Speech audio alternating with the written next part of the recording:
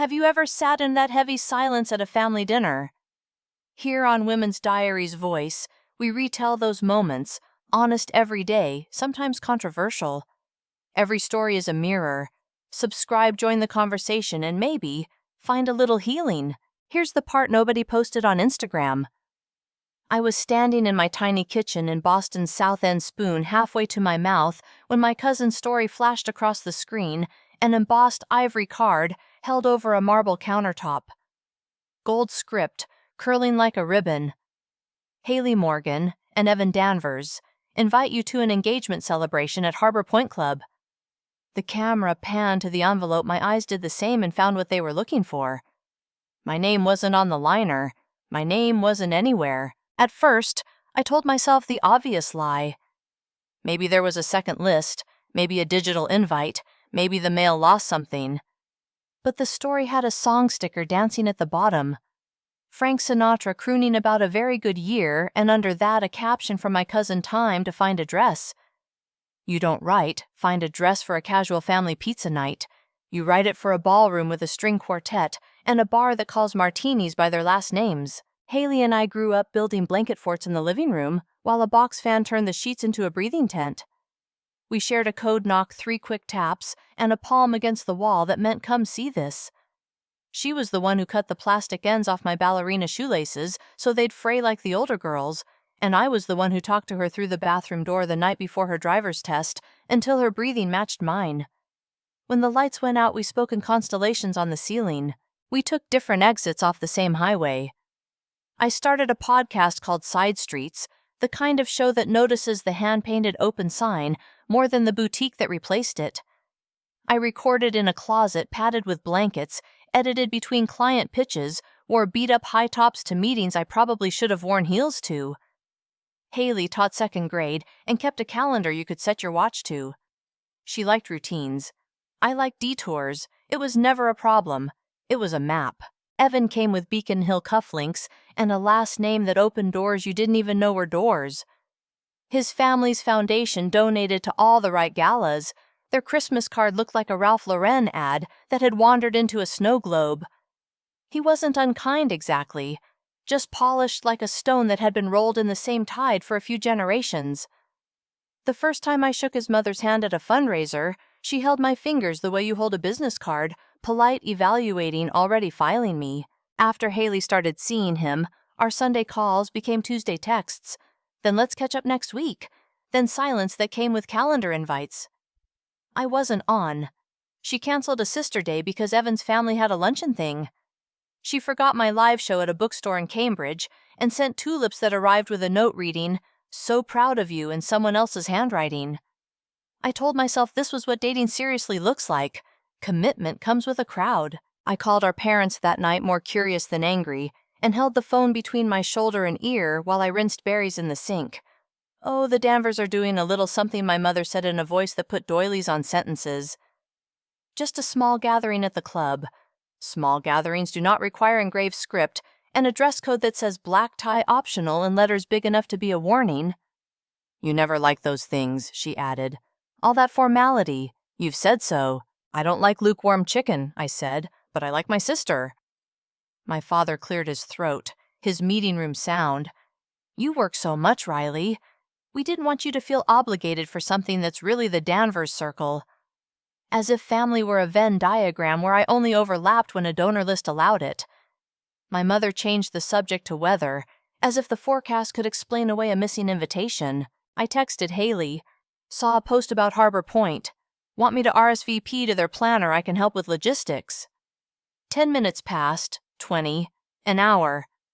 Finally, it's mostly their guests. Don't stress about it.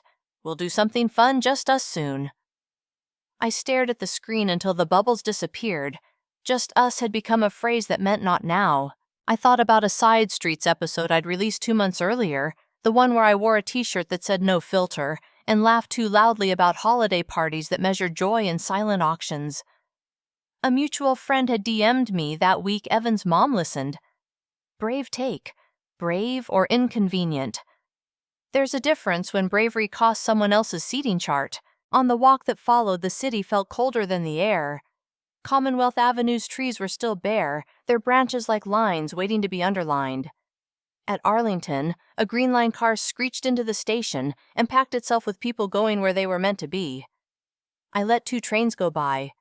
The third one came with a reflection of me and the glass hair pulled back headphones on jaw set to a shape I didn't recognize. By the time I circled back to my apartment, the invitation had been reposted twice and liked by 3 people who still send me messages on my birthday. I set my phone face down on the counter and listened to the room. The refrigerator's steady hum traffic stitching itself along Tremont. Someone laughing in the building across the alley. I poured the berries into a bowl I bought at a yard sale in Maine and ate a few with my fingers, the purple staining the creases of my hand. Then I did the oldest thing. Older than podcasts, older than clubs, older than Goldscript. I called my mother again and asked a plain question. Am I invited? There was a pause I could measure in heartbeats. Riley, she said, drawing the 2 syllables out until they almost matched really. You always make these evenings complicated. It's just better if what I asked. The flatware in our house growing up lived in a drawer that always stuck. You had to pull hard to get what you needed. I pulled. If I'm not there, we don't want you uncomfortable, my father said, as if comfort were a blanket that couldn't cover 2 daughters at once. The call ended without a decision, because the decision had already been made somewhere else, by people who signed things with pens that had their names on them. I put the phone down and let the quiet sit with me until it became a second spine. Then I reached for my coat, checked that my keys were in the pocket, locked the door behind me, and stepped into the hallway where the light always flickered once before it steadied. I wasn't going to text anyone for permission. I wasn't going to wait for an envelope to tell me whether my presence fit the event. Beacon Hill is 3 stops on the Green Line and a 10-minute walk. My parents' building has a buzzer that sticks unless you press it hard. I've known that since the day I learned to reach it. I pressed. The buzzer stuck same as always, then gave a grudging burr. A second later, the lock clicked. My mother opened the door with a dish towel over one shoulder. Lemon polish and coffee drifting out past her. The apartment had the museum quiet of a place where nothing is ever out of place. Framed watercolors, a bowl of pears, no one would eat a rug that taught you to walk softer. Riley, she said the relief practiced, as if she'd been rehearsing it in case I arrived unannounced. You should have called. Am I invited? I asked. Not bothering with hello, the directness put a thin crack in her smile. Come in first, she said, stepping aside.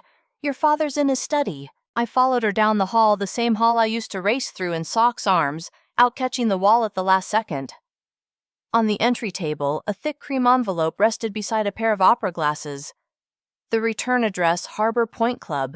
The handwriting not hers. I slid my eyes away before I did something stupid like pick it up. She poured coffee, because pouring coffee is what you do when you want time. You take milk, she said, although I haven't in years. I let the cup sit.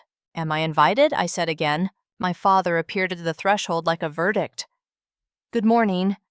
He tried, then changed course when he saw my face. The event is really the Danvers crowd. It's specialized. Specialized, I repeated, like a lab or a donor list. It's small, my mother offered, just a gathering. Small gatherings don't hire letterpress, I said, and they don't ask women in my family to pretend they mislaid an envelope. She folded the dish towel. You've said those evenings make you uncomfortable. They do, I said. The centerpieces, the speeches, the tilt of the room toward the heaviest wallets. But I go anyway when it matters. This matters. My father's mouth flattened. He had his meeting room posture shoulders set the way he sat in front of partners. We don't want you feeling pressure to perform, he said carefully. People talk, you have your show, and there's the whole... He gestured vaguely, as if the rest of me were a fog he could wave away. The whole what I asked. I let the question hang there, a light he had to squint into. It's about alignment, my mother said. A harmonious tone. Brand alignment, my father corrected softly, and then he was irritated with himself for using the phrase out loud. The Danvers take presentation seriously. There are introductions we've discussed. Foundation people, long-standing relationships. It's delicate. Right, I said. Delicate. Like a blown glass swan that couldn't bear a question about who's actually funding the swan. We went still. In the kitchen, the refrigerator cycled a background hum that sounded like someone trying not to speak. "I'm going to be late to the office," my father said, checking a watch that had belonged to his father. "We can revisit this." "No," I said. "We can visit it now." He turned, but something on the console by the study door snagged me a stapled packet, half covered by a pen. Harbor Point, Guest List, Revision. The first page was a grid of names and tables. A sticky flag peeked from the second page. I slid the pen aside with 2 fingers. There, in a neat column, was Morgan Riley remove pending. My last name and first name had never looked so far apart. I didn't pick the packet up. I didn't have to. I looked at my mother. She looked at the floor. "This isn't personal," she said, which is something people say when they have made it personal and want to be forgiven for it. My phone vibrated in my pocket, test probably, but I let it go to whatever place unreturned calls go. I stood, pushed my chair in, and walked down the hall toward the door. The rug under my shoes muted the sound the way the room muted everything. "Riley," my father said not unkindly, "don't make a scene." "I'm not at the club yet," I said, and opened the door. On the sidewalk, Beacon Hill did its well-dressed morning dog walkers with compostable bags. A courier carrying a garment bag like a guilty secret. A street cleaner easing past with a soft hiss. I walked until the brownstones gave way to the open Charles River, stretched flat and pewter, the breeze cutting across it like scissors. On a bench, I called my mother's sister. If anyone in this family had a straight edge, it was Aunt Joan. She picked up on the second ring. "Kiddo," she said, "you okay?" "Depends," I said. "Is there a small get-together at Harbor Point?" She exhaled the way you do when you've been holding something under the surface. "If by small you mean at least 120 people," she said, "with the string folks from the symphony playing in a corner, and that chef from television doing a tasting menu on the patio and fireworks. If the winds cooperate, then yes, small." The words rearranged the morning around me. "Are you going?" "We bought Charles a new tie," she said. "Your mother sent a color palette, champagne blush sea salt." I didn't know sea salt was a color. "Neither did I said, watching a runner pass her, breath clouding 1, 2, 3. "Thanks, Riley," she said gently, detecting the cliff. "It's not right. I know I said and hung up before the softness took any of the edges I was going to need." I pulled up my phone's browser, found North Shore Events, the planner every Harbor Point family seems to use. Their feed was a mood board in motion, pale linens, gilt chairs, a monogram H&E stamped into cocktail napkins, the club's veranda dressed in white roses, as if the ocean were getting married too. In one clip, a hand placed a tinted card beside a plate. The calligraphy flourished. The caption read, "Rehearsal for a love story." Comments were turned off. I texted Haley. "Is this your planner?" I attached a screenshot of the monogram. The dots bloomed, then went away, then bloomed again. "They're handling it," she wrote. "Please don't spiral. It's not what you think. It's exactly what I think." I typed, then erased it and wrote, "Am I on the list?" She didn't answer. I wasn't ready to go home, not yet. Home was too easy to find. So I walked the long way back toward the hill, circling past Lewisburg Square, where the door knockers are lions and every stoop looks posed. The sky had bleached to that winter white that makes noon feel like 5. I told myself I'd just stop in, say what needed saying, leave before tears made my voice someone else's. The door opened on the first buzz this time. Voices came from the kitchen. My mother's light and emphatic. My father's lower, a metronome between sentences. I stopped just outside the archway. It felt cowardly to listen, but there is a difference between spying and not interrupting a closed door. So my mother began hunting for a word that wouldn't make her sound like she was hunting for a word. Unpredictable. Riley is a variable, my father said. Not malicious, just a PR variable. You saw that t-shirt on her show. My mother said relief at finding a justification you could frame. No filter. Eleanor sent me the link. People at the foundation watch these things. We can't risk a moment turning into content. It's not only that my father said. The Danvers offered to make introductions. Long-term partners. You don't jeopardize decades for a single evening's optics. And Haley knows my mother said lower. We explained it. She cried, and then she said she understood. We'll show Riley the family photos after just the low-key ones. I pressed my fingertips against the door frame until I felt the paint dent my skin. A small ache traveled the bones like a rumor. The packet on the console had migrated to the top of a pile. The sticky flag clung to remove pending. Somewhere, a stamp had probably changed it to approved. I stepped into the doorway. They started. The scrubbed, bright kitchen swung into its quiet again as if someone had cut the music. If you're worried, I'll turn a moment into content. I said maybe ask why the moment would need me to. Riley, my mother said, reaching for a softness that didn't fit the room. This is complicated. It's not complicated, I said. It's expensive. Those two are cousins, but they're not twins. My father straightened. You're being unfair. And you're being precise, I said. Look at me and say I'm invited. He didn't. The silence did it for him. I nodded once like we had completed a transaction. My mother tried my name again as if the syllables might change, but names don't. Not when you need them to. I walked back down the hall, let myself out, and felt the air hit a little slap. Not cruel, just clarifying. By the time I reached Tremont, the adrenaline had converted to something steadier. I stopped at a narrow cafe where the owner plays jazz and mislabels croissants as crescent rolls on purpose. I ordered water. I didn't drink, opened notes, and wrote 3 lines in a font so plain it refused decoration. I am not their PR problem. I come as myself or I don't come.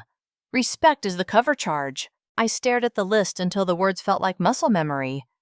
Then I put my phone away and walked home. My apartment met me with the gentle chaos of a life you have to assemble each day. The sound blanket tacked inside the closet where I record chords that remember my ankles a stack of books that had colonized the coffee table. I pulled a carry-on from under the bed. The zipper snagged, then obeyed. I folded exactly what I needed, and nothing I didn't jeans that have never apologized a black sweater. Good enough for any room boots that can take a curb without thinking about it. The denim jacket that remembers stadium lights and rain. The search bar blinked back. BOS. ABQ. Southwest had a seat that was technically a seat red-eye tonight middle, but Altitude doesn't care what letter your boarding pass wears. The price made a noise in my gut. I pressed purchase anyway. A confirmation email rolled in like a small, reasonable wave. I wrote Tess a note on a grocery list pad with oranges in the corner. Don't come knocking if I don't answer. I'm fine. I'll call you on the other side of quiet. I stuck it to the inside of my door where only she would see it. The rideshare took Storo by habit, the river keeping pace outside the custom house clock, looking down like a judge who'd seen too many people swear they'd change. Logan's Terminal B held the anxious echo of every airport rolling suitcases a child's question ascending into air. I printed a paper boarding pass because there is a stubborn part of me that likes the weight of a thing that says you're going somewhere. Security was the choreography everyone knows. Shoes off, laptop out, hands up, step through. A TSA agent glanced at my ticket, then at me as if confirming I matched the name on the page. I did. At the gate, I texted Haley. I love you. Take care of you.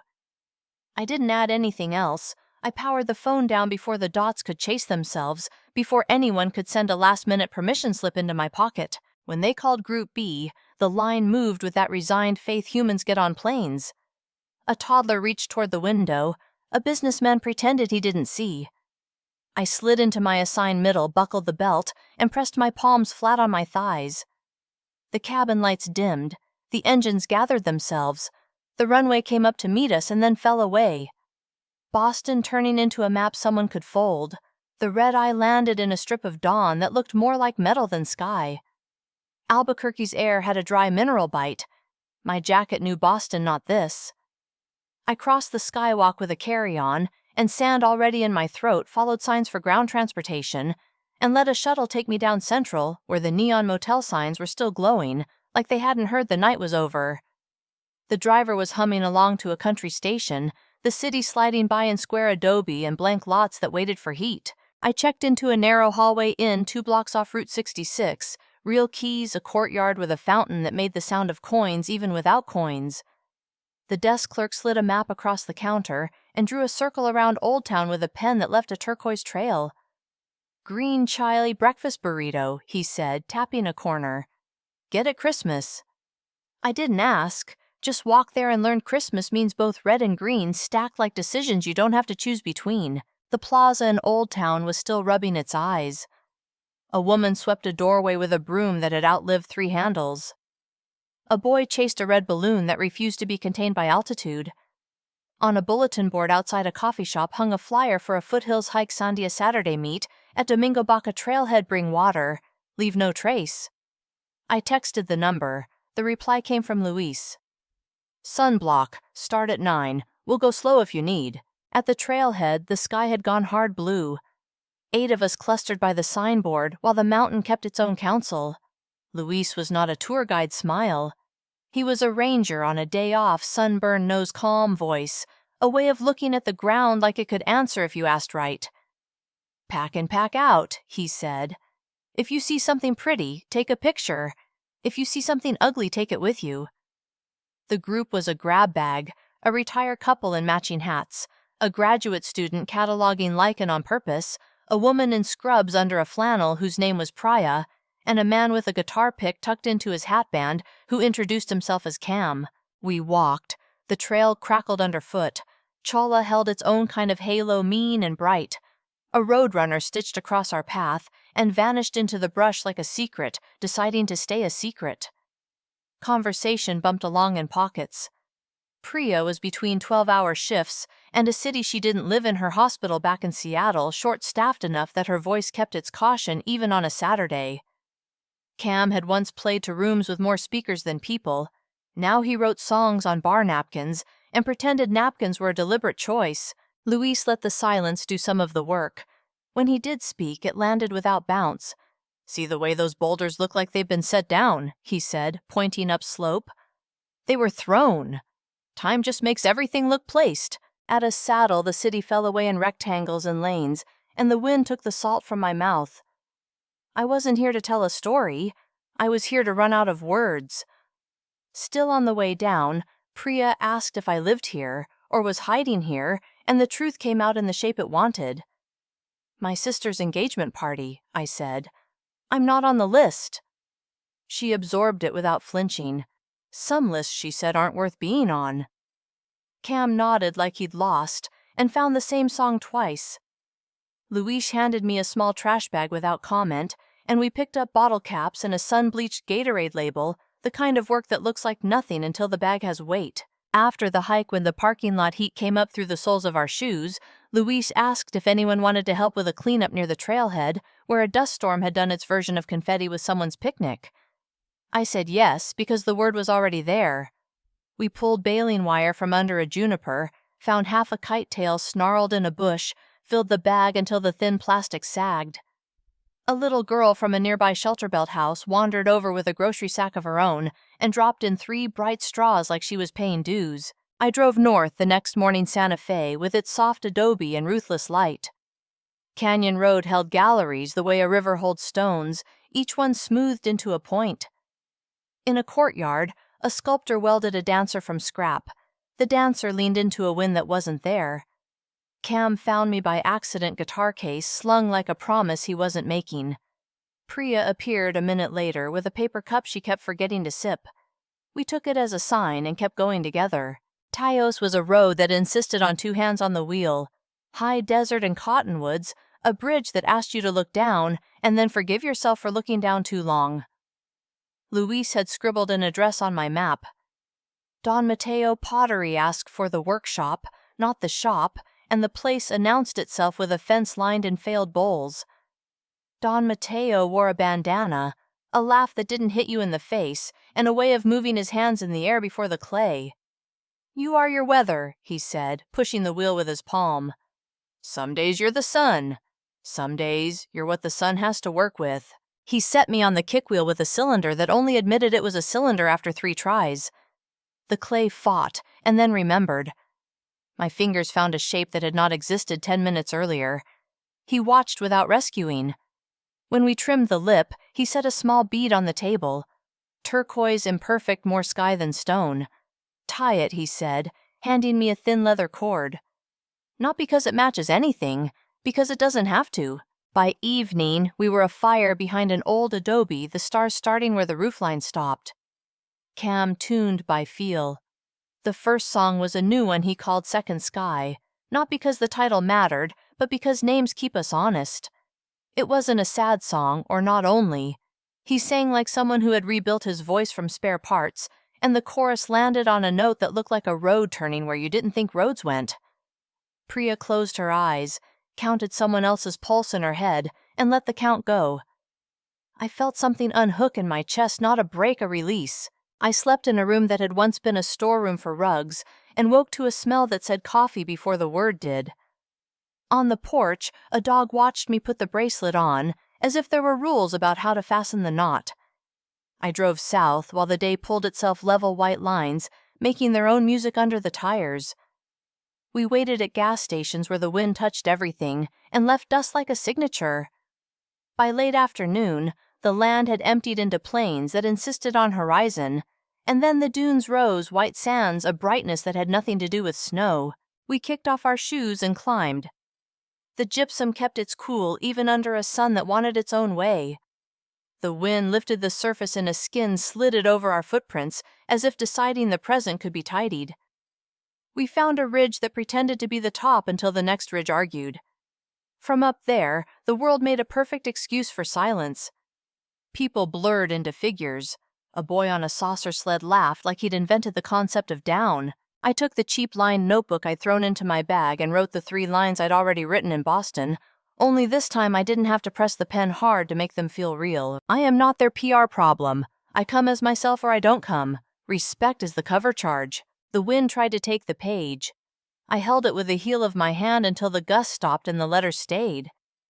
Cam slid down the slope on his jacket and skidded to a stop with sand in his cuffs. Priya lay back and made an angel that vanished as soon as she stood.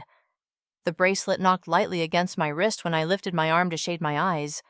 It was just a bead. It was also not just anything. We watched the color leave the day in orderly retreat, the dune faces going from chalk to smoke. On the way back to the lot, a couple asked if we'd take their picture, and we framed them with the ridge and the sky and a slice of the moon, pretending it wasn't on duty. The temperature dropped in a way that reminded you the desert is not a mood, it's a rule. Back in the motel, the kind with a heater that made sounds in 3 acts. I sat on the bedspread and put the notebook on my lap. The room smelled faintly of bleach, and something older than bleach. The carry-on leaned against the chair where people must have sat with newspapers, before newspapers stopped being objects you could fold. I took the phone out of the front pocket, felt the tug of it like a tide, and held the power button. The screen came up slow, the way a theater raises its lights. The first vibration arrived, then the next, then another. The phone woke up like a hive. A stack of banners slid down the lock screen, missed calls, voicemails, texts, emails, until the counter stopped trying to count. I sat with my back against the motel headboard while the heater muttered through its second act and opened things in the order my hands decided. Early messages carried annoyance like a coat they intended to keep call home. You can't disappear like this. Then a shift. Please, just tell us you're alive. We've contacted the police. A colleague forwarded a note from my supervisor. My parents had called the office twice, asking if I'd sounded unusual. There was a clip from a local newscast texted by Tess, a photo of me from a bookstore gig beside a hotline number, the anchor saying my name, like it might change shape if he said it carefully. The voicemails were a progression you could chart on a whiteboard. My father's voice controlled until it wasn't. My mother's words dissolving into sound, Haley's breath hitching between sentences. Evan left one I listened to twice, Riley. It's Evan. I know I'm not the person you want to hear from, but please. Haley hasn't slept. He sounded less polished when worry sanded the edges. Tess's texts read like dispatches from a storm. They came to my place again.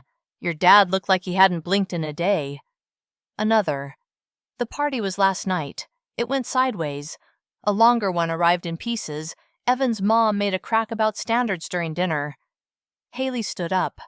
Said if her sister wasn't welcome, neither was she. Said it into a microphone she didn't know was hot. People heard. Evan backed her. His parents were icy. They left early. Fireworks canceled. Your mom cried in a hallway. Call me when you can. I texted 3 words to the family thread. I am safe, and another to Tess. I'll be back soon. The bracelet knocked softly against my wrist when I reached for the charger. I booked a morning flight to Boston because going home is sometimes just a logistics problem dressed as a decision. The sky over Logan was the color of wet stone. Tess met me at curbside with a hug that reset my spine and a thermos that could have doubled as a hand warmer. Nice bracelet, she said, because she knows how to mention a thing without making it a subject. Back at her apartment, we ate takeout with the hollow speed of people who haven't decided which story to tell first. Mine came out in proper nouns: Sandia, Santa Fe, Taos, White Sands, and in nouns that don't need modifiers: wine, fire, sky. Good, she said to most of it, and sorry to the parts my voice thinned around. I texted my parents and Haley coffee tomorrow, 10 a.m., Elmond Oak. Neutral ground. The 3 dots appeared, then vanished, then returned with yes from Haley. Will be there from my mother, and a heart from a number I had saved as Charles, because Dad felt earned, not assumed. Elmond Oak opens into a room that makes wood feel like a verb plank. Table's a counter that looks hand-planed, a window made for winter light. I chose a corner table with the wall at my back. The turquoise bead was cool against the pulse in my wrist. I ordered water and didn't drink it. They came in stages, my parents first scanning the room with the reflex of people who prepare for witnesses. They looked smaller than they had in their kitchen. My mother's mascara did its best. My father's tie didn't quite find the right length. They stopped a foot from the table, like the air had marked off evidence tape. Haley and Evan arrived 2 minutes later, hand in hand, but not gripping. Haley's face looked like someone had taken sleep from her with a ladle. Evan's polish was still there, but it had a scuff that made him readable. No one hugged. Chairs scraped into place. The espresso machine hissed at a problem unrelated to ours. I'm glad you're safe, my mother started, and then covered her mouth as if the words might break a reflex I didn't recognize on her. I'm sorry you were afraid, I said. My voice had the straight line I practiced in a desert. That wasn't the point. We know what the point it was, my father said softly. He glanced at Haley like he'd borrowed the courage from her. We made something that should have been simple into something engineered. Haley leaned forward. I am sorry, she said, the words not rush, the vowels steady. I let people make me smaller and tried to fold you into that. When you didn't answer, I understood exactly what I'd done. She didn't cry. That somehow landed heavier. Evan cleared his throat. The way my parents handled this is on them, he said, and the way I handled my parents is on me. I tried to harmonize instead of saying no. That was a failure. Of me. He held my eyes long enough to prove the sentence wasn't borrowed. The lovely trap of this room would have been to let apologies be the whole scene. I looked at the water I hadn't touched then, at the list I'd written twice and memorized once. I'm going to say 3 things, I said, not raising my voice. I am not your PR problem. I come as myself or I don't come. Respect is the cover charge. My father opened his mouth, shut it, then nodded. My mother looked at my wrist like the bead had an answer, and then at my face, because it didn't. We will not comment on your hair, your work, your clothes, she said, counting with invisible fingers like the rules needed a rhythm. We will not ask you to be less than your sister to make anyone more comfortable. If someone else tries, we'll tell them to stop. Saying it rearranged something behind her eyes. Haley's hand found the table. If my parents can't accept my sister, she said, and then looked at them to make the pronoun true, then my parents can't accept me. That's where I am. Her voice didn't dare anyone to test it. It didn't have to. Evan drew a small breath. You only hear at close range. My mother is invested in a certain way. Things look, he said, wording each word into place. We will set boundaries with her. Not you, we. And if she can't hold them, that's also ours to hold. We let that sit. The room made coffee for other people and plated a croissant for a woman reading The Economist, like the GDP depended on her focus. The barista knocked grounds out of a portafilter with a steady rhythm that accidentally kept time for us. My father reached across the table and stopped halfway, palm up, where anyone could see it. We hurt you, he said. We picked a door that opened to the wrong room and then tried to convince you the room was right. I don't know how to unpick that yet. I do know we're not going to do it again. His hand stayed there, an invitation without a contract attached. I didn't take it. Not because I wanted to punish him, because I wanted to use my hands for my own balance. Thank you, I said. It was the right size for this table. My mother took a breath that found the bottom of her ribs. When you were little, she said you used to knock 3 times and then the palm. I forgot that meant come see this. I've been asking you to knock and wait. I'm tired of that version of me. She swallowed. I want you at my table as yourself. Haley gave a small practical nod. I postponed the wedding, she said. Last night, I told the club to send back the deposit. We'll figure the rest out on our end. I'm telling you because it's not a threat, it's a line. Evan didn't blink away or down. I agreed, he said. I should have agreed sooner. We didn't decide anything more than what was in front of us. We didn't assign steps or set deadlines. The only choreography was the one where 4 people learn how to sit without flinching when someone else reaches for a word. When it was time, no signal. Just a collective breath we stood. Chairs went back under wood.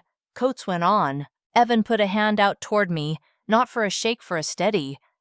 I met it halfway, skin to skin, a connection brief enough to be polite and long enough to register. Haley stepped closer. We didn't collide. We adjusted like people who know where the other person's shoulder is without looking. Outside, winter had sharpened while we were inside pretending seasons could be managed. The Common held its usual choreography, skaters stumbling into competence, a kid dragging a sled uphill for the logic of going back down. I crossed Charles Street with my hands in my pockets and the bead cool against the pulse again. The list I'd written felt less like ink and more like infrastructure. On the bridge, the river put its gray shoulder to the wind. I stopped halfway as if the middle could be an address. Traffic stitched itself behind me. A gull turned once and let the air hold it. When my phone buzzed, I let it finish. Then I answered. It was Haley on the bridge, breath shaky, words careful. I'm home, I said, watching the river muscle past the pilings. She didn't fill the silence with apology. She let it be a place to stand. Can you come by tomorrow? She asked. Afternoon's easier. I said yes. We didn't try to fix the whole thing on a phone that could drop a call because a gull decided to shout. The next week rearranged itself into rooms. Tuesday nights, a therapist's office with a woven rug and a clock that didn't pretend to be shy. My mother sat with her ankles crossed like posture could carry the burden. My father kept his hands flat on his knees, as if he'd promised not to gesture. We spoke without cross-examining. When I said the word remove out loud, the air changed shape. The therapist asked my parents to repeat what they heard me say, not what they hoped I'd meant. It was work like shoveling after a storm, slow, repetitive, necessary. Other days were smaller. At my parents' table, my mother opened her mouth, paused, and shut it again. I was going to say something about your hair, she admitted. Cheeks pink, and then I didn't. We both laughed, a short sound with space around it. My father texted me a screenshot the following week. He'd subscribed to Side Streets. Listening, he wrote no emoji, no commentary. When he asked me later about an episode why I kept the hiss of a diner griddle in under the interview, I told him it was on purpose. It keeps the room in the room, I said. He nodded like someone who'd started hearing the bed of sound beneath the sentence. Haley and I met in the school supply aisle of a pharmacy because it was halfway inhuman. We stood too long beside a wall of glue sticks before we remembered how to move. I'm not asking for forgiveness on layaway, she said, and then took a breath. But I am asking if you'll look at me when I walk into a room. I did. We cried, but the kind that doesn't ruin you for the rest of the day. We bought cheap pens and sat on a stoop around the corner writing our names on our own hands like we were 10 and the world needed labels. The Danvers became a category of weather I didn't have to forecast. Evan invited me to brunch with his parents 3 weeks after the coffee shop, not as a test, as a reality. His mother wore pearl studs and a coat that made more sense in a museum. She said, such a brave little show, and let the word little do what she meant. Evan inhaled once slow. We're not doing that, he said lightly, as if he were closing a window on a chilly day. The conversation moved elsewhere. Flowers, a concert, a charity 5K. I finished my omelet. I left when I wanted to leave. Outside, Haley took my hand and squeezed once without needing to translate. A few days later, an envelope showed up in my mailbox with Haley's handwriting on the front, and a Polaroid tucked inside 2 small girls under a blanket fort, wearing towels as capes. The note read, Be my maid of honor. No speeches for other people, just us. I sat with it at the kitchen table, the bracelet cool against the wood. I said yes with a text, and then with a call, and then with a hug in the doorway that smelled like street cold and laundry. We made a rule book that wasn't a book. Haley drafted a Google Doc called Event Boundaries H&E shared with me and not with the world. It had bullets like no comments on bodies, no seating to manage optics. If someone makes a face, fix the face making, not the person. We edited it like adults who've been children in the same house. When her planner called to ask about tone, Haley read the bullets out loud. Work bent, not broke. I asked for 2 Fridays a month to record and got them. My boss said yes because deliverables are fluent in results. At home, I retacked the sound blanket inside the closet so it didn't sag into the frame and hung the denim jacket on the door. The first episode I cut after New Mexico opened with the hum of my radiator, and the line I'd written on the napkin at Elminoke Respect is the cover charge. I didn't announce a thesis. I told a story about a corner booth where the waitress calls everyone honey and means it twice. The Southwest kept its own pace in my pocket. A photo from Priya on a break at 3 a.m., scrub cap, tilted eyes like a line you can trust. A voice memo from Cam, 30 seconds of second sky with street noise acting like percussion. A picture from Luis of a trailhead sign after a windstorm, the letters cleared of sand with a gloved hand, his thumb in the corner by accident. Don Mateo mailed a postcard with a drawing of a pot that had collapsed into itself and a line beneath it, still a vessel. Spring made Boston a place that forgave itself. Snow retreated into the backs of parking lots, and the public garden remembered a color besides gray.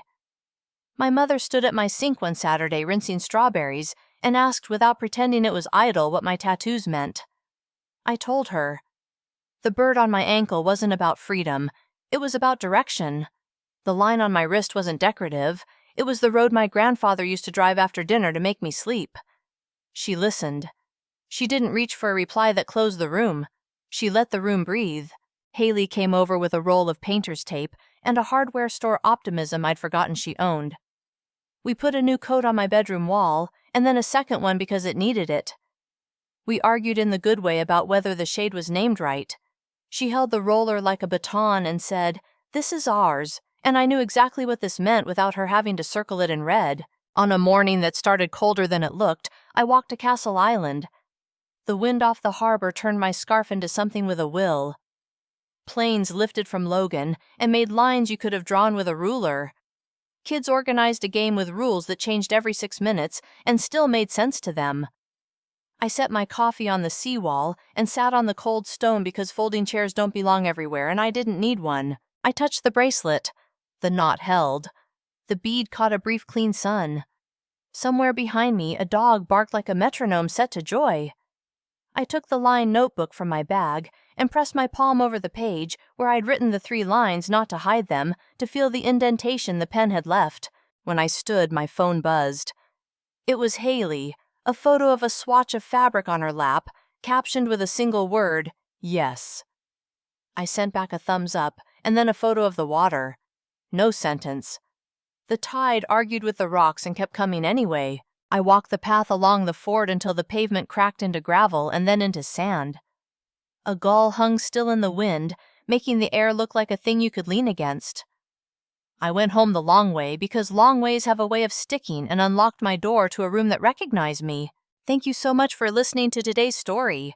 If this story resonated with you or made you reflect, I'd love to hear your thoughts, so feel free to share them in the comments below. And don't forget to like, subscribe, and hit the notification bell so you won't miss the next story.